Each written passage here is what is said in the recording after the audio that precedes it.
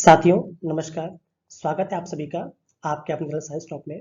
आज हम science top में यूपीपीएससी 2015 में जो एग्जाम हुआ था, जो कि पेपर आपका लीक हो गया था, जिसके आयोग को फिर से पुनः परीक्षा करानी पड़ी थी, हम उसके क्वेश्चंस पर हम डिस्कस करेंगे और इन्हें देखेंगे कि कैसे क्वेश्चन को आसानी से हम सॉल्व कर सकते हैं। उस बैच में करीब 19 से 20 क्वेश्चन आए थे। ठीक है, पहला जो 2015 में एग्जाम हुआ था। आइए जल्दी हम टू द पॉइंट क्वेश्चन पे चलते हैं। पहला क्वेश्चन कह रहा है हमारा, ब्लैक होल की जानकारी सर्वप्रथम किसने दी थी। ठीक है, जो ब्लैक होल है उसकी जानकारी सर्वप्रथम किसने दी थी। तो याद रखिएगा, जो ब्लैक होल की जानकारी है ये इंडियन वालों की एक बहुत फेमस है, एस चंद्रशेखर वैज्ञानिक नाम है। इनका नाम है सुब्रमण्यम चंद्रशेखर, जो कि भारतीय मूल के अमेरिकी थे। ये इंडियन नहीं थे, ठीक है, भारतीय मूल के अमेरिकी। ठीक है, मतलब भारतीय, जिस तरह भारतीय मूल के थे और जाके अमेरिका में बस के वहाँ के नागरिक था, तो भारतीय मूल के अमेरिकन थे जिन्होंने ब्लैक होल की सिद्धांत दिया था। ठीक है, इसके लिए इन्हें भी 1993 में, जी 1993 में इसे मतलब इनको इसके लिए नोबेल पुरस्कार भी मिला था। ठीक है, इन्होंने एक टर्म दिया था चंद्रशेखर सेमा। क्या दिया था इन्होंने? चंद्र सॉरी 93 मिला था, सॉरी। इन्होंने एक टर्म दिया था चंद्रशेखर सीमा। याद रखिएगा, बहुत बार पूछा जाता है कि चंद्रशेखर सीमा क्या है। तो चंद्रशेखर सीमा वो ब्लैक होल की घटना को समझाने के लिए उन्होंने सिद्धांत दिया था। ठीक है, और इनको 1983 में इसके लिए नोबेल पुरस्कार भी मिला था। ठीक है, चलो इसको याद रखिएगा। अगला क्वेश्चन देखते हैं। कार के पीछे आने वाले यातायात को देखने के लिए निम्नलिखित प्रकार के दर्पणों में से किसका प्रयोग किया था। आपको पता होगा कि हमारी कार या बाइक, जैसे हमारी बाइक हो गई है, ये मेरी बाइक है, तो देखेंगे दोनों तरफ मिरर लगे होते हैं। कार है अगर, तो कार में दोनों तरफ मिरर लगे होते हैं। बीच वाले मिरर की बात नहीं हो रही, ये साइड व्यू देखने के लिए। ठीक है, जो रियर व्यू कहते हैं, जो साइड का मिरर होता है दोनों तरफ का। अब इसमें किस प्रकार के दर्पणों का उपयोग किया था। आपको पता होगा पीछे जो भी ऑब्जेक्ट्स आ रहा है उसको देखने के लिए हमें उत्तल लेंस की आवश्यकता है। इसको हिंदी में क्या कहते हैं? कॉन्वेक्स, सॉरी मैं मिरर है वो, क्या बोलते हैं हम? Convex mirror. ठीक है, हम किसका उपयोग करेंगे? हम कॉन्वेक्स मिरर का उपयोग करते हैं, क्योंकि कॉन्वेक्स मिरर से जो इमेज बनता है वो सीधा बनता है। ध्यान समझिएगा, क्या बनता है? बिल्कुल सीधा बनता है।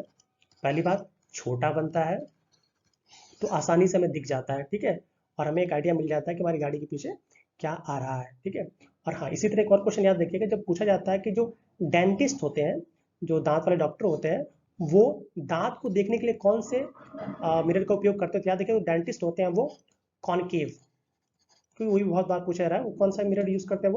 वो कॉनकेव मिरर यूज करते हैं, क्योंकि उन्हें छोटे ऑब्जेक्ट को बड़ा देखना होता है। छोटे ऑब्जेक्ट क्या होता है? बड़ा देखना, इसलिए कॉन्केव यूज करते हैं। और ये जो कारों के पीछे, या सॉरी कार में या हमारी बाइक में जो लगे होते हैं वो कॉन्वेक्स होते हैं, क्योंकि उन्हें छोटी चीजों को बड़ा दिखाना होता है। ठीक है, आइए अगला क्वेश्चन देखते हैं हम। तो सर उत्तर हमारा क्या हो जाएगा? ये उत्तर हमारा हो जाएगा उत्तल लेंस। ठीक है, ये उत्तल है, ये उत्तल दर्पण, सॉरी ठीक है, लेंस बोल रहा हूँ मैं, उत्तल दर्पण। ठीक है, जिसको हिंदी में क्या, इंग्लिश में क्या कहते हैं? Convex mirror. आइए अगला क्वेश्चन देखते हैं। अगला क्वेश्चन से बोला जा रहा है, आइंस्टीन को नोबेल पुरस्कार दिया गया था। देखिए आप 15, 16, 17, 18 हर बार लगातार पूछ रहा है ये। आइंस्टीन साहब को जो नोबेल पुरस्कार दिया गया था, वो उनका, ये सब लोग पूछ रहे हैं equal to M C square, equal to M C square के लिए नहीं दिया गया था। उनको जो नोबेल पुरस्कार दिया गया था वो प्रकाश वैद्युत प्रभाव के लिए दिया गया था। किसके लिए दिया गया था? प्रकाश वैद्युत प्रभाव। इसको रट्टा मार लीजिएगा कि आइंस्टीन साहब को जो नोबेल दिया गया था, उन्होंने भले सबसे अच्छा काम इस पे किया हो, पर उनको जो नोबेल दिया गया था वो प्रकाश वैद्युत प्रभाव के लिए दिया गया। कब दिया गया था? 1921 में। कब? 1921 में। ठीक है, गांधी जी से याद करेंगे तुरंत याद आ जाएगा। आइए अगला क्वेश्चन देखते हैं। प्रेशर कुकर को में भोजन कम समय में तैयार हो जाता है। जो प्रेशर कुकर होता है सबके घरों में होगा, सबने खाना बनाया होगा, कि जो प्रेशर कुकर होता है इसमें भोजन कम समय में तैयार हो जाता है। क्योंकि आइए ऑप्शन देख लेते हैं, मान ली नहीं आता है। पहला, भोजन कम उष्मा लेता है। भाई ये कैसे पॉसिबल? गैस तो मुद्दा जला रहे हैं ना। चलिए, उपरोक्त में से कोई नहीं, ये तो हो नहीं सकता। पहले भोजन कम उष्मा, ये भी संभव नहीं है। अब देखते हैं जल का क्वथनांक बढ़ जाता है कि घट जाता है। याद रखिएगा, सपोज कर यहाँ पे इसमें हमने चावल रखा है। ठीक है, आपको पता है जो चावल में पानी तो रखेंगे ही, तो पानी जो बॉयल होता है वो अबाउट 100 डिग्री सेंटीग्रेड पर बॉयल हो जाता है। ठीक है, अब हमें खाना पकाना है ना, तो हम तो ऐसा चाहेंगे कि भैया पानी थोड़ा देर से बॉयल हो। जब पानी देर से बॉयल तभी तुम्हारा खाना जल्दी पकेगा। तो होता यह है कि जल के क्वथनांक को भी बढ़ा देता है। प्रेशर कुकर में भोजन कम समय में इसलिए तैयार हो जाता है क्योंकि जल का जो बॉइलिंग पॉइंट होता है, जो 100 डिग्री सेंटीग्रेड है, उसको ये 120 तक लेके चला जाता है। ठीक है, 120, 125 तक लेके चला जाता है, जिससे पानी थोड़ा देर से बॉयल होता है, इसलिए खाना हमारा पक जाता है। याद रखिएगा इस बात को। आइए अगला क्वेश्चन देखते हैं। अगला क्वेश्चन हमारा ये कह रहा है कि प्रकाश के एक बिंदु स्रोत को दो समांतर समतल दर्पण के मध्य रखने पर कितने प्रतिबिंब, जैसे मान लीजिए एक मिरर हमने यहाँ रख दिया, एक मिनट यहाँ रख दिया, अब इसके बीच में मैंने कैंडल जला दी या एक टॉर्च रख दिया, तो पूछ रहा है कि कितने प्रतिबिंब बनेगा। अरे भाई अनंत बनेंगे। मान लीजिए इसका एक बार इमेज यहाँ बना, अब इसका इमेज यहाँ बनेगा, ये लगातार चलता रहेगा, तो क्या हो जाएगा, अनंत इन्फिनिटी इमेज बनेंगे। ठीक है, आइए अगला क्वेश्चन क्या रहा है, हरित क्रांति संबंधित है। आपको पता होगा हरित क्रांति संबंधित किससे है, वो गेहूं के उत्पादन से। किसके है, गेहूं के उत्पादन संबंधित है। मोटे अनाज तो है ही नहीं, क्योंकि मोटे अनाज तो खत्म हो रहा है, कोई मतलब ही नहीं है। दलहन का उत्पादन भी नहीं है, तिलहन तो ऐसे ही बहुत नहीं होता है, क्योंकि तो याद रखिएगा हरित क्रांति किससे संबंधित है, गेहूं के उत्पादन से। इसका जो श्रेय जाता है वो एक साइंटिस्ट है, नॉर्मन बोरलॉग। क्या नाम था, नॉर्मन बोरलॉग, जो कि एक मैक्सिकन अमेरिकन साइंटिस्ट थे। और उन्होंने इसकी जो घोषणा कर सकते हैं स्थापित करने का सिद्धांत था वो 1966 में दिया था। ठीक है, तो यहाँ से ये भी क्वेश्चन पूछता है कि हरित क्रांति के जनक किसको माना जाता है, याद रखिएगा नॉर्मन बोरलॉग को बोला जाता है। और हाँ याद रखिएगा इन्हें इसी खोज के लिए या कह सकते हैं कि इसी प्रोडक्शन के लिए जो इन्होंने बढ़ाया है, इसके लिए इनको शांति का नोबेल किसका दिया गया था, शांति का। नॉर्मन बोरलॉग को जो दिया गया था कृषि के क्षेत्र में नहीं दिया गया, किसके लिए दिया गया, शांति के क्षेत्र में। किसके लिए दिया गया, शांति के क्षेत्र में इनको नोबेल पुरस्कार दिए। क्वेश्चन पूछा पैसा से, इसलिए मैं बोल रहा हूँ। ठीक है, इनको शांति के क्षेत्र का नोबेल पुरस्कार भी दिया गया। हाँ, हरित क्रांति से टर्म हम जान लेते हैं। जो हरित क्रांति है, जब पूछा जाए भारत में इसके जनक कौन है, भारत में जब पूछा जाए भारत में इसके जनक कौन है, तो याद रखिएगा एम.एस. स्वामीनाथन। कौन है, एम.एस. स्वामीनाथन। जब पूछे पूरे वर्ल्ड में कौन है, तो नॉर्मन बोरलॉग साहब, जिन्होंने 1966 में इसकी खोज की थी, इसको बढ़ाया था। ठीक है, हाइब्रिड गेहूं की हेल्प से उनको शांति के क्षेत्र में नोबेल पुरस्कार दिया गया था। और जब पूछा जब भारत में हरित क्रांति के जनक कौन है, तो एम.एस. स्वामीनाथन साहब है। ठीक है, इसको याद रखिएगा। अगला क्वेश्चन कह रहा है ट्रांजिस्टर बनाने के लिए सबसे उपयुक्त पदार्थ। देखिए अभी इससे पहले वाले पेपर में हमने देखा था कि ट्रांजिस्टर बनाने के लिए सबसे उपयुक्त पदार्थ कौन सा, aluminium, silicon, germanium, sorry aluminium, silicon, तांबा, चांदी। आपको पता होगा चांदी अगर ट्रांजिस्टर में लगा दिए तो पता लगेगा कि उस ट्रांजिस्टर खरीदते खरीदते हम बिक जाएंगे, तो ये तो होगा नहीं। ठीक है, आइए एल्यूमिनियम देखते हैं, सिलिकॉन देखते हैं और ये तांबा देखते हैं। आपको पता होगा मैंने बोला है कि जो भी आपके कंप्यूटर्स होते हैं, चिप्स होते हैं, या फिर जो भी इलेक्ट्रॉनिक डिवाइसेस होते हैं, उसमें दो ही एलिमेंट ज़्यादा यूज होते हैं, एक होता है सिलिकॉन और एक होता है जर्मेनियम। क्यों, क्योंकि दोनों ही आपके अर्ध धातु है, सेमी कंडक्टर्स है। और जब सेमी कंडक्टर्स है तो इलेक्ट्रिसिटी को कम कम कंज्यूम करके ये ज़्यादा इजिली वर्क कर लेते हैं। ठीक है, इसलिए जब भी ट्रांजिस्टर इलेक्ट्रिसिटी कोई भी संबंधित आए, कौन सा उपकरण ज़्यादा यूज होगा, तो याद रखिएगा हमें क्या यूज करना है, सिलिकॉन। आइए सिलिकॉन या जर्मेनियम जो भी दिया गया, नहीं तो जो भी आपको दिया गया सिलिकॉन और जर्मेनियम को आप टेक करेंगे। अगला क्वेश्चन हमसे कह रहा है निम्नलिखित में से कौन सा सुमेलित नहीं है। ध्यान दीजिएगा पीसेस में क्या होता है, सुमेलित नहीं है, कौन सा गलत हमें ये बताना है। ऊन एक प्रोटीन है, बिल्कुल ऊन एक प्रोटीन है। क्यों, क्योंकि आपको पता है ऊन कहाँ से मिलता है, भेड़ों से मिलता है, या बकरियों या अंगोरा जो खरगोश होते हैं उनकी उनकी बाल से मिलते हैं। जैसे मान लीजिए हमारी बॉडी में जो हमारी बॉडी में जो हेयर है वो क्या प्रोटीन है ना, हमारी बॉडी में जो हेयर है वो प्रोटीन है। हमारे नाखून भी क्या है, हमारी बॉडी में जो नाखून है वो भी प्रोटीन है। तो सेम इसी तरह जो ऊन मिलता है जानवरों से मिलता है, तो वो भी क्या हो जाएगा, प्रोटीन हो जाएगा। ठीक है, क्योंकि उनके बाल हैं। दूसरा कह रहा है रेयॉन रूपांतरित स्टार्च है। नहीं, बिल्कुल नहीं, रेयॉन जो रूपांतरित स्टार्च नहीं होता है। रेयॉन जो होता है एक सेल्यूलोज से बनता है। सेल्यूलोज को कह सकते हैं कि पुनर्निर्मित करके एक फाइबर बनाया जाती है। ऑप्शन हमारा गलत हो जाएगा। ठीक है, ये ऑप्शन फिर से भी आया था। रेयॉन जो होता है ये आपका एक सेल्यूलोज से, रेयॉन जो होता है सेल्यूलोज को फिर से पुनर्जीवित, एक बार उसको सब पुनर्जीवित कर सकते हैं, कह सकते हैं कि पुनर्जीवित वर्ड सही नहीं रहेगा, उसमें फिर से निर्मित करके, सेल्यूलोज को फिर से निर्मित करके हमारा रेयॉन बनाया जाता है। तो ऑप्शन हमारा गलत हो जाएगा। ठीक है, अब देखिए अगला ऑप्शन देख लेते हैं हम, यही ऑप्शन वैसे हमारा गलत है। रबर एक प्राकृतिक बहुलक। बिल्कुल आपको पता है रबर क्या प्राकृतिक बहुलक है, क्योंकि रबर के पेड़ होते हैं, उन पेड़ों में से दूध निकाला जाता है और दूध को कलेक्ट करके फिर हम प्राकृतिक रबर बनाते हैं। सही है हमारा। फ्लोरीन कार्बन का एक अपर रूप है। बिल्कुल, जो फ्लोरीन होता है वो आपका कार्बन का अपर रूप है। कार्बन का पता है तीन ही अपर रूप होते हैं मेनली, एक होता है हमारा ग्रेफाइट, एक डायमंड, ग्रेफाइट डायमंड, और एक होता है बकमिस्टर फ्लोरीन। क्या बोलते हैं हम, बकमिस्टर फ्लोरीन, जो कि फ्लोरीन ही है। तो तीन है मेनली। ठीक है, तो फ्लोरीन क्या है, कार्बन का एक अपर रूप है। ये सारे सही है, ये रेयॉन वाला हमारा गलत है। अगला क्वेश्चन देखते हैं सीएफएल का पूर्ण रूप क्या है। आपको पता है 2015 तक बहुत ज्यादा सीएफएल चल रहा था, तो सीएफएल का जो पूर्ण रूप होता है वो होता है कॉम्पैक्ट फ्लोरिसेंट लैम्प। क्या होता है, कॉम्पैक्ट फ्लोरिसेंट लैम्प। देखिए इसमें क्या चला, इसमें हमारा चला एलईडी चल रहा है। क्या चल रहा है, एलईडी।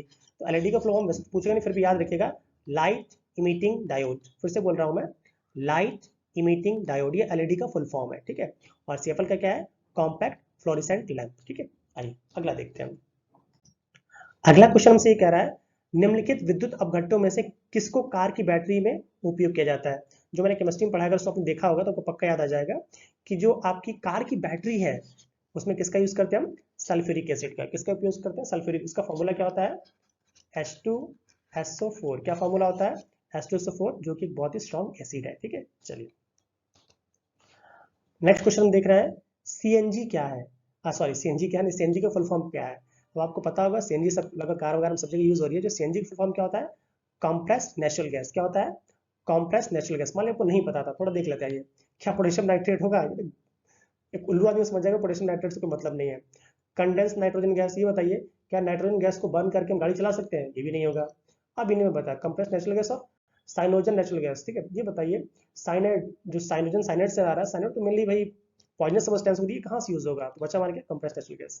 हम इस तरह भी एलिमिनेट करके भी कर सकते हैं। ठीक है, आइए अगला क्वेश्चन कह रहा है, निम्नलिखित बहुलकों में से किसका उपयोग न चिपकने वाली कढ़ाई के निर्माण में किया था। आपको पता होगा हमारे घरों में मम्मी दीदी सब लोग यूज करते हैं, जो आपकी ना चिपकने वाली, जो जैसे मान लिया नहीं, अब देखते हैं कि आपका आता है, कहता है कि टेफ्लॉन की कोटिंग है, अच्छा आंसर बन दी थी। ठीक है, ये नॉनस्टिक कढ़ाई वगैरह है, तो इसमें क्या होता है, मम्मी लोग बहुत खुश रहते हैं इसको देख के। ठीक है, तो इसमें होता है कि जल्दी कुछ चिपकता नहीं, जो तेल वगैरह होता है चिपकता नहीं है। क्यों, क्योंकि इसमें टेफ्लॉन की कोटिंग होती है। किसकी कोटिंग होती है, टेफ्लॉन की। और हाँ, एक और क्वेश्चन यहाँ से याद रखिएगा, इसके ऊपर जो हैंडल बना होता है, जो कि जल्दी गर्म नहीं होता है, जो काला सा हैंडल होता है, या फिर जो कुकरों में जो हैंडल होता है, देखते हैं आप, जो कुकरों में जो हैंडल होता है वो भी जो उसको गर्म नहीं होते, कहीं भी देखते हैं जो काला सा हैंडल होता है वो बना होता है बैकेलाइट का। किसका, बैकेलाइट, याद रखिएगा किसका बना होता है, वो बैकेलाइट का बना होता है। ठीक है, और जो नॉनस्टिक बर्तन होते हैं उनमें जो ना चिपकने वाली कढ़ाई या कोई भी बर्तन कह सकते हैं, तो जो ना चिपकने वाला जो पदार्थ होता है वो क्या होता है, टेफ्लॉन होता है। क्या होता है, टेफ्लॉन। टेफ्लॉन को हम और भी बोलते हैं, हम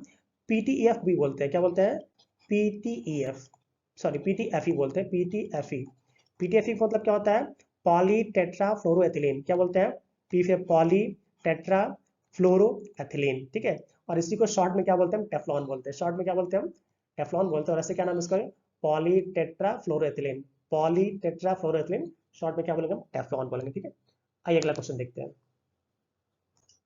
अगला क्वेश्चन कह रहा है, निम्नलिखित में से कौन सा बहुलक बुलेट प्रूफ खिड़की बनाने में किया था। आपको पता होगा जो मोदी चलते हैं या योगी चलते हैं, जो सेना के जो जवान चलते हैं, उनके लिए भाई ब्लड प्रूफ चाहिए होता है। तो ब्लड प्रूफ के लिए कौन सा यूज करते हैं, आपको पता होगा जो ब्लड प्रूफ कांच वगैरह बनते हैं, किसके बनते हैं, पॉलीकार्बोनेट्स के बनते हैं। किसके बने होते हैं, पॉलीकार्बोनेट्स के बने होते हैं। बाकी सारे ऑप्शन क्या हो जाएंगे, डिलीट हो जाएंगे। ठीक है, आइए अगला क्वेश्चन देखते हैं कि फेरोमेन्स समानता उत्पन्न करते हैं। जो फेरोमेन्स होते हैं समानता कौन उत्पन्न करते हैं, कीट उत्पन्न, जो कीड़े होते हैं छोटे छोटे, वो फेरोमेन्स को उत्पन्न करते हैं। और जिसके चलते वो जो जो मेल है वो फीमेल को अट्रैक्ट करता है, जो फीमेल होती है वो मेल को अट्रैक्ट करती है अपनी तरफ। ठीक है, फॉर द सेक्सुअल इंटरकोर्स।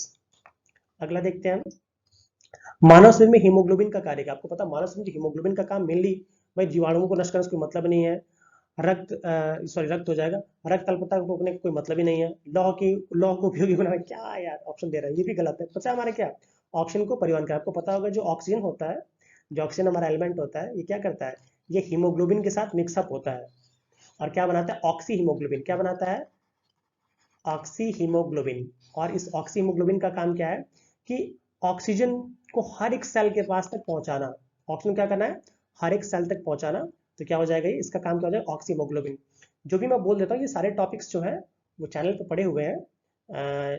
जो आपका ब्लड सर्कुलेशन एक चैप्टर है, वो करीब आधे घंटे का चैप्टर होगा, उसको अगर आप पढ़ लेते हैं मजा आ जाएगा आपको। ठीक है, आइए अगला क्वेश्चन देखते हैं, प्याज के छिलके उतारने पर आंसू आते हैं क्योंकि प्याज निष्कासित करते हैं। देखिए ये ऑप्शन दी, अमीनो एसिड होगा नहीं कार्बोनिक एसिड होगा नहीं, इन दोनों में देखना है। ठीक है, अब प्याज के जो छिलके होते हैं उनको उतारने में या तो सल्फोनिक एसिड होगा या सल्फेनिक एसिड होगा। याद रखिएगा सल्फेनिक एसिड होता है, सल्फोनिक नहीं होता। क्या होता है, सल्फेनिक। क्योंकि देखिए तरीका क्या याद करेगा, फेनिक, भाई प्याज के छिलके हम फेंक देते हैं, प्याज के छिलके हम क्या करते हैं, हम फेंक देते हैं, तो फेंकने से याद रखिएगा सल्फेनिक।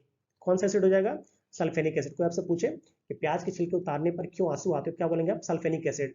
सल्फोनिक और सल्फेनिक में अगर कंफ्यूज हो तो सल्फेनिक, क्योंकि छिलकों को हम फेंकते ही हैं, उसको हम अचार में डालते हैं, तो क्या हो जाएगा, सल्फेनिक एसिड। चलिए अगला क्वेश्चन हम देख रहे हैं, हाँ सॉरी अब मिलाना है हमें। ठीक है, ये तो सिंपल सा बट मिला लेंगे आप। आइए कोई एक ढूंढा करिए पहले आपकी, कौन सा इजिली अवेलेबल है। विटामिन सी, आपको पता है विटामिन सी की कमी से कौन सा होता है, स्कर्वी रोग। मतलब ए का फोर, ए का फोर, ए का फोर, ए का फोर, हाँ देखिए ए का फोर इसमें है और इसमें है, तो दोनों ऑप्शन गलत हो, इनको देख पे नहीं करिए आप। ठीक है, हाइए अब इसको देखिए। अब विटामिन ए जो आसान, उसको पहले देखिए, विटामिन ए, विटामिन ए की कमी से क्या होता है, रतौंधी हो जाती है। क्या होती है, रतौंधी। सी का वन, सी का वन, सी का वन, हाँ सी का वन, ये रहा। मतलब सारे ऑप्शन गलत, ये ऑप्शन हमारा सही हो गया। अब आगे सब मिला लीजिए। आपको पता है विटामिन बी, बी वन क्या होता है, इसको हम थायमिन बोलते हैं। विटामिन बी वन को क्या थायमिन बोलते हैं, जिसकी कमी से क्या होता है हमारा बेरी बेरी हो जाता है। क्या होता है, बेरी बेरी। और आपको पता है फोलिक एसिड को क्या बोलते हैं हम, साइनोकोबालामिन बोलते हैं। फॉलिक एसिड क्या बोलते हैं हम, साइनोकोबालामिन बोलते हैं, जिसकी कमी से क्या होता है, एनीमिया हो जाता है। ठीक है, तो आप एक आध एलिमिनेट करके ऐसे क्वेश्चन को आसानी से कर लेते हैं, ऐसे क्वेश्चन करने में बड़ा मजा आता है। आइए अगला देखते हैं हम कि निम्न में से कौन सा पौष्टिक तत्व तो अस्थि एवं दांतों दोनों की मजबूती प्रदान करता है। आइए मान लीजिए मुझे नहीं आता, ठीक है, ये बताइए इनमें से, हम टूथपेस्ट सभी लोग करते हैं, तो जब टूथपेस्ट का प्रचार आता है तो क्या बोलते हैं, इसमें कैल्शियम है, फास्फोरस है, फ्लोरीन है। ठीक है, बचा क्या नहीं आता, उसमें आयोडीन नहीं आता। आयोडीन का बस एक ही काम हमारी बॉडी में, वो क्या करता है, बॉडी के मेटाबॉलिज्म को, उपापचय को सही करता है। इसके साथ साथ जो ग्वाइटर इसकी कमी से हो जाता है। ठीक है, तो ये तीनों का तीनों दांतों और हड्डियों दोनों में काम आते हैं। ये फ्लोरीन, आयोडीन हमारा नहीं आता है। ठीक है, तो ऑप्शन हमारा क्या हो जाएगा, आयोडीन। ध्यान देखिएगा, आवश्यक नहीं है पूछा जा रहा है। ऐसे सपोज करिए हम जो टूथपेस्ट उसमें कैल्शियम होता है, फास्फोरस होता है, फ्लोरीन, तीनों होते हैं, कौन नहीं होता, आयोडीन, तो इसी को लगा दीजिए। ठीक है, अगला क्वेश्चन हम कह रहे हैं कि को कैल्सिफेरॉल रासायनिक यौगिक का नाम क्या था। आपको पता है जो को कैल्सिफेरॉल है, ये विटामिन डी को बोलते हैं। किसको, विटामिन डी में दो होते हैं। विटामिन डी जो होता है आपको पता है, हम धूप से मिलते हैं हमें। ठीक है, विटामिन दो होते हैं। एक को बोलते हैं हम को कैल्सिफेरॉल, क्या बोलते हैं हम, को